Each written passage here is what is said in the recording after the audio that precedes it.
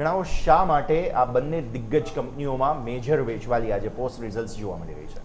જી જરૂરથી અત્યારે જોવા જઈએ તો બંને સ્ટોકમાં ઘટાડા સાથે કારોબાર દેખવા મળ્યો છે અને એમાં પણ મેજરલી એચયુએલના તો રિઝલ્ટ આવ્યા છે અને મેનેજમેન્ટનું ગાઈડન્સ પણ આવેલું છે, જેના કારણે તમે નજર કરશો તો નેગેટિવ અસર જોવા મળી રહી છે માર્કેટમાં. તો પહેલાં આપણે એચયુએલમાં ઘટાડો કેમ છે જોઈએ તો મેજરલી જોવા જઈએ તો ડોમેસ્ટિક વોલ્યુમ જે તમે નજર કરશો તો એમાં માત્ર 5%નો વધારો જોવા મળ્યો છે, પણ મેજરલી પરિણામો જે આવે છે કંપનીના એ અનુમાનો કરતાં પણ નબળા દેખવા મળ્યા છે. નફો જે છે એ બજારને મીન્સ કે માર્કેટને એક્સપેક્ટેશન હતું 2814 કરોડનું, એની સામે આવેલું છે 2600 કરોડનું. એટલે ઓવરઓલ જો ત્યાં નફામાં ઘટાડો દેખવા મળ્યો છે, અનુમાન પ્રમાણે નથી દેખવા મળ્યો ત્યાં પણ.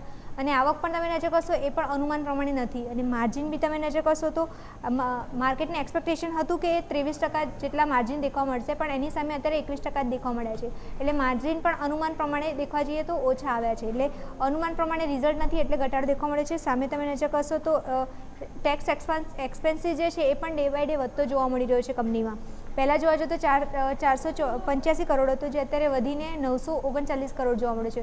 ટેક્સ એક્સપેન્સીસ વધ્યો છે, પરિણામો નબળા છે. અને બીજું જોવા જઈએ તો મેનેજમેન્ટ કોમેન્ટ્રી તમે નજર કરશો તો મેનેજમેન્ટ એવું કહી રહી છે કે અત્યારે લાંબા ગાળાનો ફ્યુચર ગ્રોથ સારો દેખવા મળી રહ્યો છે. એમાં પણ ફ્યુચર રેડી બિઝનેસ જે છે એમાં અત્યારે કંપની ફોકસ કરી રહી છે. એમાં બી કંપનીએ જણાવ્યું છે કે ચેનલ એક્સપાન્શન માટે પણ અત્યારે કંપની પોર્ટફોલિયો ડાયવર્સિફાઈડ કરી રહી છે. તો આ બધા રીઝન છે. મેનેજમેન્ટે થોડું પોઝિટિવ આઉટલુક વ્યક્ત કર્યું છે, પણ ઓવરઓલ તમે નજર કરશો તો આ બધા રીઝન છે જેના કારણે પરિણામો નબળા દેખવા મળ્યા છે. અને તમામ સેગમેન્ટ પર તમે નજર કરશો, બ્યુટી છે, પછી પર્સનલ છે, પછી ફૂડ બિઝનેસ જે છે એમાં પણ તમે જોશો તો થોડો નબળો જ ગ્રોથ જોવા મળ્યો છે. આ બધા રીઝનના કારણે એચયુએલમાં આજે મોટો કડાકો દેખવા મળ્યો છે.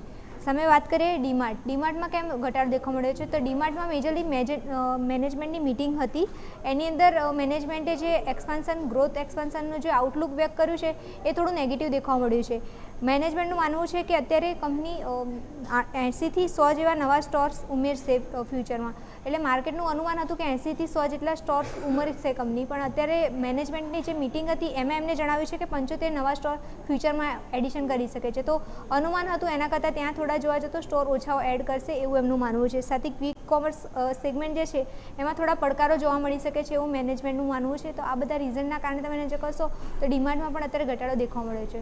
તો યસ, અત્યારે જોવા જતો એચયુએલ અને ડીમાર્ટ આ બંને રીઝનના કારણે તમે નજર કરશો તો બંનેમાં આજે થોડું દબાણ દેખવા મળી રહ્યું છે.